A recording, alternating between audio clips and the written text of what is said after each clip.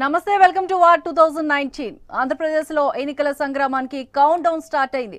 ఇంకా పోలింగ్ కు 7 రోజులు మిగిలి ఉండడంతో అన్ని చోట్ల ప్రచారం హై వోల్టేజ్ లో సాగుతోంది. రాజకీయ పరిణామాలు కూడా మినిట్ టు మినిట్ మారిపోతున్నాయి. తాజా రాజకీయ వార్తలను నియోజకవర్గాల్లో పొలిటికల్ ట్రెండ్ ను ఏపీ 24/7 వార్ 2019 లో మీకు అందిస్తోంది. ఇక ఈ ఎపిసోడ్ లో శ్రీకాకుళం జిల్లా కేంద్రం శ్రీకాకుళం అసెంబ్లీ సెగ్మెంట్ లో పొలిటికల్ ట్రెండ్ ఎలా ఉందో పరిశీలిద్దాం. అరసవెల్లి సూర్యనారాయణమూర్తి కొలువైన శ్రీకాకుళం శాసనసభ నియోజకవర్గంలో రాజకీయాలు వేడెక్కాయి. ప్రధాన పార్టీలైన టీడీపీ, వైసీపీల మధ్య హోరాహోరీ పోరు సాగుతున్న ఈసారి జనసేన కూడా బరిలోకి దిగడంతో పోరు మరింత ఆసక్తికరంగా మారింది. అభ్యర్థులు ఎవరికి వారు సిక్కోలు స్థానాన్ని దక్కించుకోవడానికి తనదైన స్టైల్లో వ్యూహాలు రచిస్తున్నారు.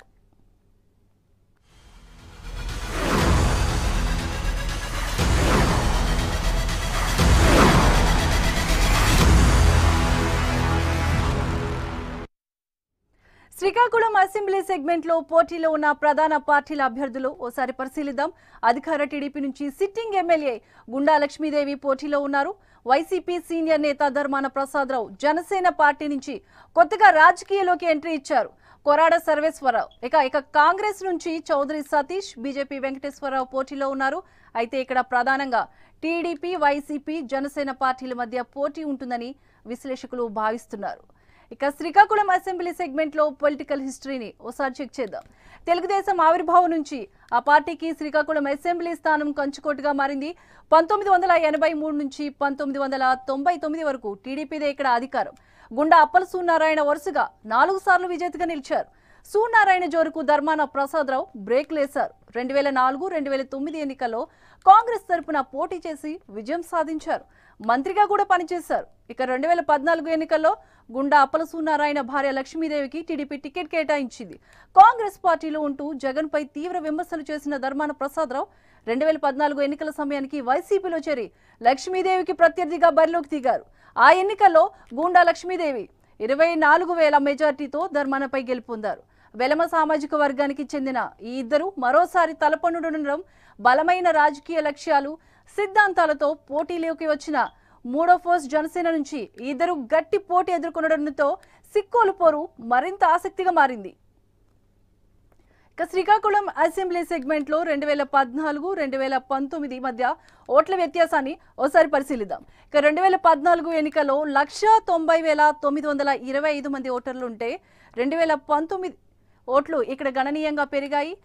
నియోజకవర్గంలో తాజాగా ప్రకటించిన గణాంకాల ప్రకారం ఇక్కడ 2,55,177 మంది ఓటర్లు ఉన్నారు. అంటే ఇక్కడ 27,065 మంది కొత్త ఓటర్లు నమోదు కావడంతో ఎన్నికల ఫలితాలపై కొత్త ఓటర్ల ప్రభావం స్పష్టంగా కనిపిస్తుందని విశ్లేషకులు అంచనా వేస్తున్నారు.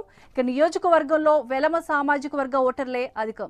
ఆ తర్వాత కళింగ వైశ్యులు, మత్స్యకారులు గెలుపోటములు నిర్దేశించే స్థాయిలో ఉన్నారు. ఇంకా శ్రీకాకుళం అసెంబ్లీ సెగ్మెంట్ లో 3 ప్రధాన పార్టీల అభ్యర్థులు శక్తియుక్తులు, వారి రాజకీయ ప్రస్థానం గురించి తెలుసుకుందాం. బలమైన రాజకీయ కుటుంబ నేపథ్యం టీడీపీకి ఉన్న బలమైన కేడర్ ఆమె గెలుపుకు దోహదం చేస్తాయని విశ్వసిస్తున్నారు. అన్నింటికీ మించి తెలుగుదేశం పార్టీ ఇటీవల ప్రవేశపెట్టిన సంక్షేమ పథకాలు, పసుపు కుంకుమ సెంటిమెంట్ తో మహిళల ఓట్లు గంపగుత్తిగా తమకే పడతాయని ఆమె భావిస్తున్నారు. ఇక వైసీపీ అభ్యర్థి విషయానికి వస్తే ధర్మాన ప్రసాదరావు రాష్ట్రం మొత్తం తెలిసిన నేత. మంచి వాగ్దాటి, ప్రతిపక్షంలో ఉన్న అధికార పక్షంలోనూ ప్రత్యర్థులపై పదునైన విమర్శలు చేయడంలో ఆయనకు పేరుంది. అధికారంలో లేకున్నా కేడర్ను కాపాడుకున్న ధర్మాన ప్రసాదరావు మంత్రిగా తన హయాంలో జిల్లాలో చేపట్టిన అభివృద్ధి కార్యక్రమాలు గెలిపిస్తాయని ఆయన ధీమాగా ఉన్నారు. జిల్లాలోని సీనియర్ నేత అయిన 2 సార్లు ఓటమి చెందడంతో ప్రజల్లో కొంత సానుభూతి కూడా ధర్మాన పట్ల ఉండడం ఆయనకి కలిసొచ్చే అంశంగా చెప్పుకోవచ్చు. ఇక్కడ మూడో ప్రత్యామ్నాయంగా ప్రజలకు కనిపిస్తున్న పార్టీ జనసేన. ఆ పార్టీ తరపున కొత్త అభ్యర్థి రాజకీయ కురుక్షేత్రంలోకి రావడంతో తటస్థ ఓటర్లు ఆ పార్టీ వైపు మొగ్గు చూపిస్తున్నారు. సామాజిక రాజకీయ సమీకరణాలకు దూరంగా కొత్త తరాన్ని స్వాగతించే, మద్దతు ఇచ్చే వర్గాలు, బలహీన వర్గాల్లోని మేధావులు జనసేనకు పట్టం కట్టాలని యోచిస్తున్నారు. అలాంటి వారంతా ఉన్నత విద్యావంతుడిగా రాజకీయాల్లోకి వచ్చిన కొరాడ సర్వేశ్వరరావు వైపు ఉన్నారని శ్రీకాకుళం జిల్లాలో మేధావి వర్గం భావిస్తుంది. అంతేకాదు జిల్లాలోని తొలిసారి వైశ్య సామాజిక వర్గం నుంచి సర్వేశ్వరరావు బరిలోకి దిగడంతో ఆ వర్గం ఓట్లు ఆయనకు సానుకూల అంశం.